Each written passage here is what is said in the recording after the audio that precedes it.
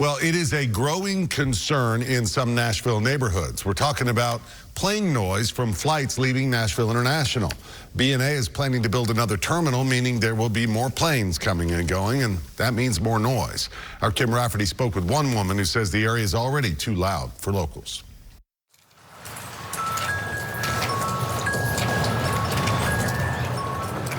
A gentle breeze,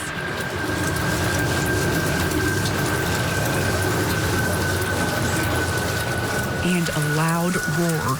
It's very nerve-wracking and disturbing.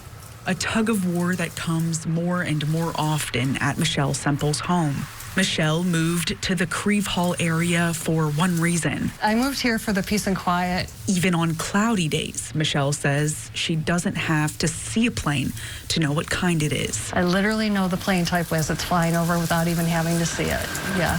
Plane noise now overpowers her wind chimes.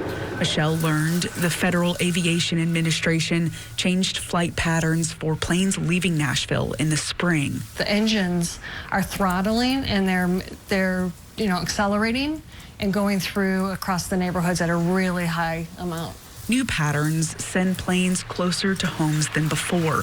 And just last week, B&A announced plans for yet another expansion, a new terminal. My initial reaction was, oh my, like we're already really impacted by the changes of the recent airport expansion. Michelle says other cities have stricter rules to reduce plane noise over neighborhoods.